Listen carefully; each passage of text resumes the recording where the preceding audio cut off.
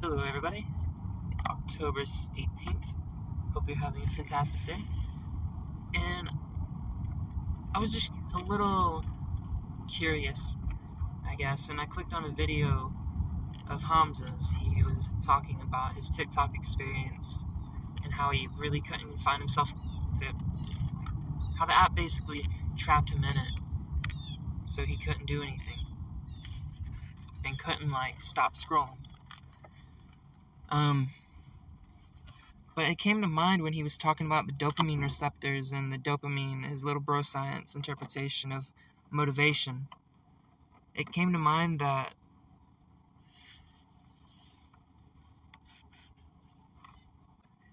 yesterday when I was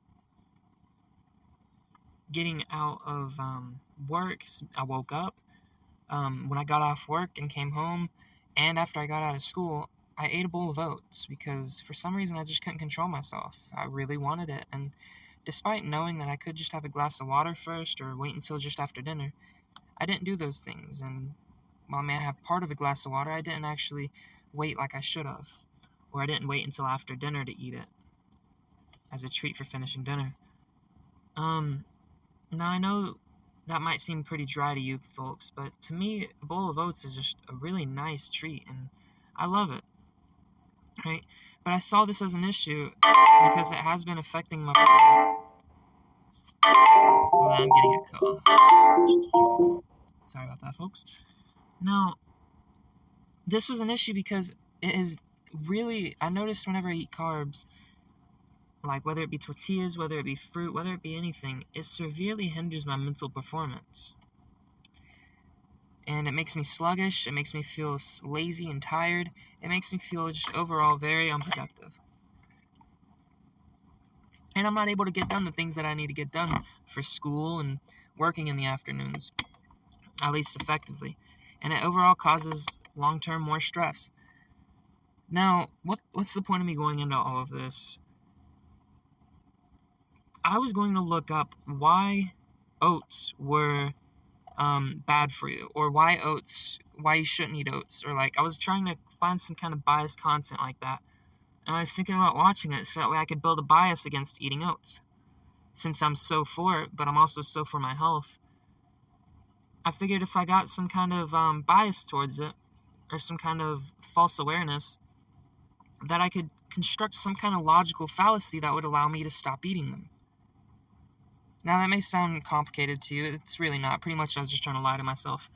To construct some kind of lie to tell me it was the devil and it was bad. So I'd stop eating it. Because it has been hindering my performance. But in all reality, after hearing that explanation and after hearing what he was talking about, Hamza I'm referring to, it really kind of opened my eyes to, and it brought to light the idea of it sacrificing your mental clarity should be more than enough. If you think about it, your goals and everything, until you've been on self-improvement for a while and you've stopped making progress for a short amount of time, or you feel yourself losing traction, you feel that feeling of guilt and shame, and just shame is the worst feeling a person could feel. But once you get that, you can really know what I'm talking about here. That alone should be enough to persuade you otherwise. And you may not think about it at first, but to you, the viewer, you who are listening to this, please remember this. Whenever you feel yourself acting out of compulsion, or doing something that you know is going to hinder your mental focus, or doing something that you think might not be very good for you, think about the impacts. I know it may seem generic, and it may seem like not very good advice, but take a minute to consider, in 5 years, if I continue to do this thing, will I be fulfilled? Will I be okay with living the same as I am now, 5 years in the future? Because look, you can bullshit yourself as much as you want, and I have for the longest time, but if you have a goal for the next 5 years and you're not doing anything to further yourself towards it today, you're never going to get there. Life is going to stay the same for you. And it's a sad truth, but if you're trying to build a business and you have a limited schedule, or you have school, or you have family commitments, and I'm sure you have a girlfriend, come on, man. Even if you don't, you have pets, you have something else that'll take your time. You have work, you have school. Be real with me. What time do you have for yourself? Likely not. The best time you can get for yourself is 4 o'clock in the morning. Now, it may sound extreme, and I'm not trying to sell you anything, but just you may not think that you're an early bird, quote unquote. Trust me, there are multiple things you can do to change that.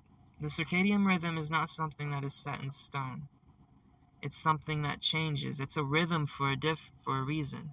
You can change the tempo. You can change the beat. You can change rhythms. It's purely based off of how you live. And I know you think right now that there's not much you can do about it. Maybe your family cooks your food, because everything goes into it and attributes to it. The more general, the more heavy hitting would be food. When you eat, what you eat. You know, if your mom cooks you food, then what is she cooking you? Try to eat mainly the protein and maybe the veggies. Try not to eat the carbs. Don't eat the Pop-Tart in the morning. Don't eat the pancakes. Don't eat the whatever the case is. This poor fella that just walked up beside me. Just looking at him, I don't think he's where he wanted to be. He looks like he just woke up, still in his pajamas. Hair's a mess. And I don't mean to pick at the guy, but he is obese to a degree. Maybe not obese, just overweight. Is that what you want for yourself? I don't think this guy tried to start, or maybe he did try to start something. I'm sure everyone wanted more. Everyone wants more, to a degree. And you're going to keep wanting more, despite whatever situation you find yourself in. So,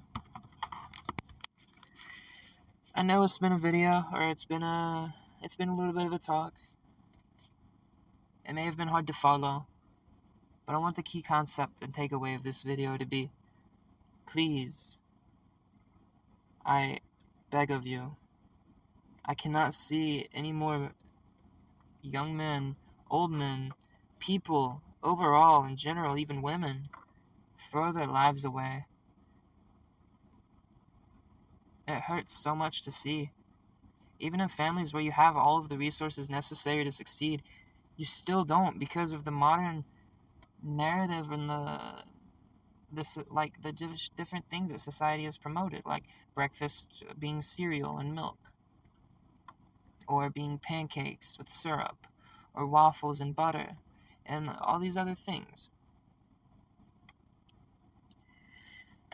Now, sure, you can have those sometimes, but every day, and right before you go into your classes and you're supposed to sit down and focus, that just doesn't seem very logical to me. I know I said I was wrapping this up, but I'll go ahead and wrap it up. Key concept. Watch what you eat. Make sure you're taking care of yourself. And if it feels good, or if you know you need to do something else, or you know it may not be good for you, don't do it. Because likely, your future will be heavily thrown off course from the direction you want it to go. And if you don't have it going a direction right now, I highly suggest you find that direction, because if I'm standing on the east coast of the United States and I want to get to an amusement park, I'd like to know the general direction of where to go, not just wander around aimlessly until I find what might work for me. Chances are with most people, they'll get broken down along the way. Strange analogy, I know. I've never used it in that sense. Check out one of my other videos to see how I usually use it. It's a shameless plug, yeah. You guys take care. Have an amazing day, bro.